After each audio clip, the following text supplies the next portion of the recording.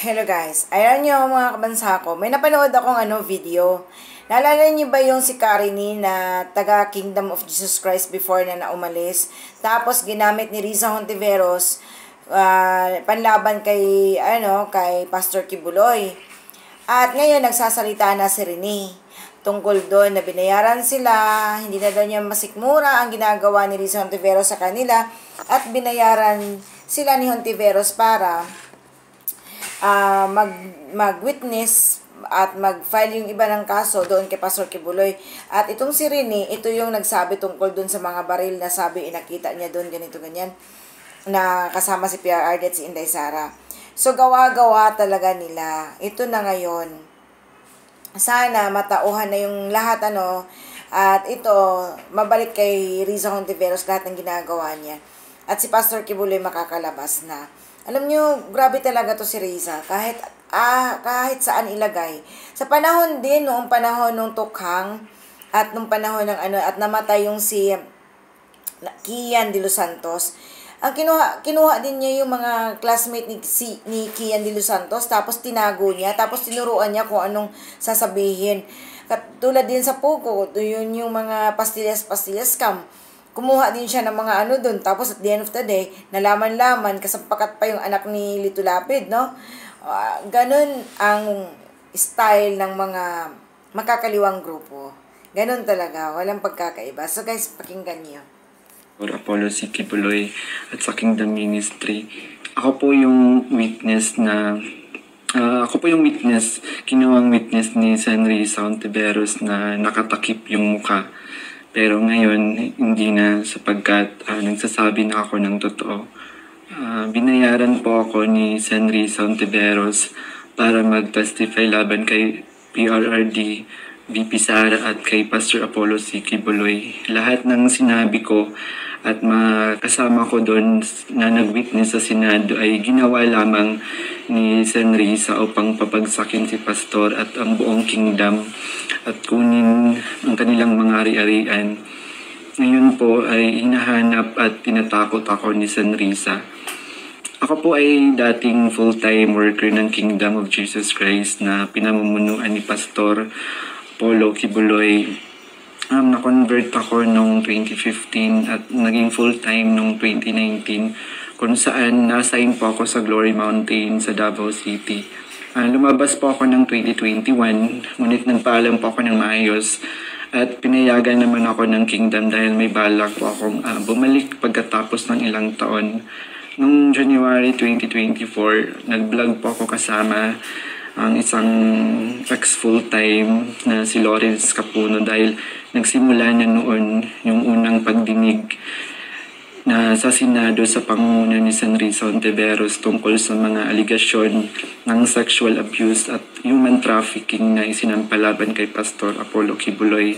Sa vlog na yun, pinasinungalingan namin yung mga claim ni Glenda Portugal alias Amanda at nung iba pa na pawang kasinungalingan lahat. Nung February 2024, kinontak ako ng isang ex-full-time na si Shishir Bandari at inalok na. Sige, basta yun siya. Ang masaklap kasi dito, yung sakit ba na nararamdaman ng mga tao, yung namatay, may mga namatay sa QGC, tapos may nasaktan, kahit ako hindi naman ako taga QGC, pero nasaktan at umiyak dahil kahit nakakapanood tayo sa mga nangyayari sa QOJC. Tapos itong mga ito, nagpagamit ng dahil sa pera. Guys, tayo mga kapwa natin Pilipino, maging magbatsyag tayo, maging masuri tayo sa mga bagay. Kung pera lang ang pag-uusapan, please, magtrabaho na lang tayo para magkaroon tayong pera. Huwag tayong magpapagamit katulad dito sa mga ganitong klaseng politiko na mga terorista sa politiko, terorista sa ating sambayanan. Ang tawag sa kanila yung mga ganitong klaseng mga politiko, mga terorist na. Kasi nga, isipin nyo, makakaano kayo ng ganyan na makakasalubong kayo ng mga katulad kay Riza Hontiveros at yung iba pa. Tapos tuwang-tuwa sila sa mga ginagawa nila na akala mo talagang may biktima. Ako taga Davao ako, no? Mula pa nung bata pa lang ako na hanggang na lang ngayon, no? Wala akong naririnig na ibabot kay Pastor. Kaya nga sa amin, maraming nag-ano doon dahil nga nagpunta sa QOGC. Dahil gusto nila na magkaroon sila ng magandang buhay. Kasi nga maayos at magandang buhay talaga ang naidudulot nila sa QOGC. So, kung yung anak ko, sasabihin niya, Mama, gusto kong magpunta ng QOGC, doon ako kasi gusto kong mag-aral, oh, why not? Kasi, ganun yun eh, no? Ang problema kasi, ito nga political persecution. Sa ginawa nila ngayon, na gusto niyang i-take down si Pastor Kibuloy, kasi nga, si Pastor Kibuloy mayaman, may pera, may kapangyarihan at may kakayahan na humawak ng mga politiko at siya yung magiging makinarya. Marami siyang magagawa, no? Marami siyang koneksyon, malakas siya. So ngayon, nung si PRRD, nung nawala na si Pastor Kibuloy, si PRRD naman at si Inday Sara, ano yan nila,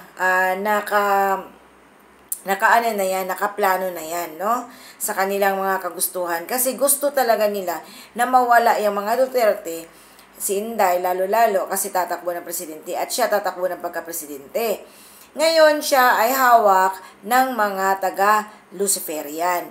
So, alam naman natin ang Luciferian, kung sino-sino talaga ang nasa grupo ng Luciferian. Bukod sa mga CCP, NPA, bukod sa mga taga-simbahan ng Katoliko, bukod pa doon, meron pang mga elites. Yung mga elites na galit sa mga Duterte.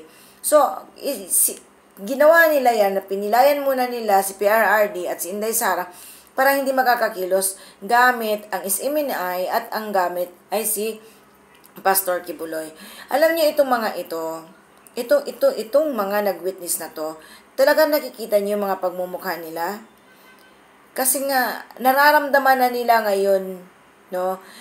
Nung nakuha na ni Risa Hontiveros yung kanyang pakay at yung plano na napakulong niya na si PRRD, napakulong niya na si Pastor Kibuloy, wala na siyang pakialam dito sa mga witness na to. Kahit pa nagsalita na ngayon, nasasabihin na, bigyan natin pa rin ng benefit of the doubt, ganon. Pero, wala eh. Kaya lang sila talaga nagsalita ngayon, dahil totoo na nga ang sinasabi niya na hindi niya na masisikmura ang ginagawa ni Risa Hontiveros sa kanila. Ay hindi ko na pwedeng bigyan ng benefit of the doubt ng mga ito. Wala na talaga. As in, wala na. Yan yung karma. Ngayon, kung sila ay titigos lahat at babaliktad ng lahat, lalabas at makakalabas si Pastor Kibuloy. Pero yun na nga, damage has been done.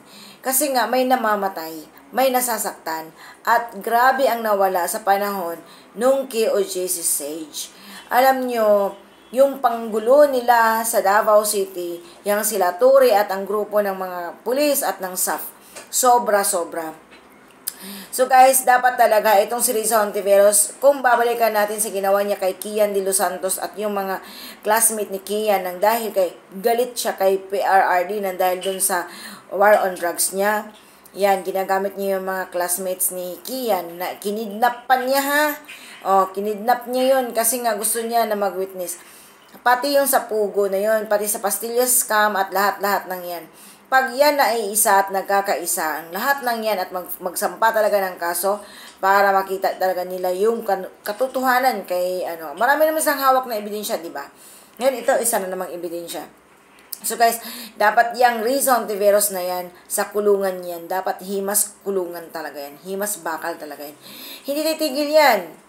Alam naman natin si Risa Hontiveros ay hawak talaga ng mga malalaking grupo. Pero wala lang siyang kakayahan na manalo sa pagka-presidente. Kasi nga, ambisyosa sa unang-una. Gusto talaga niyang tumakbo sa pagka-presidente. Ngayon, kakalabanin niya Duterte. Kahit walang makinarya si Inday, walang koneksyon, mananalo at mananalo yan. Ikukumpara sa kanila. Kaya, ganun ang ginagawa nila. Disqualification gamit ang impeachment para kay Inday. Please guys, tulong-tulong tayo para makulong na yung Riza Ontiveros na yan at mawala yan sa ating bansa at sa mundo.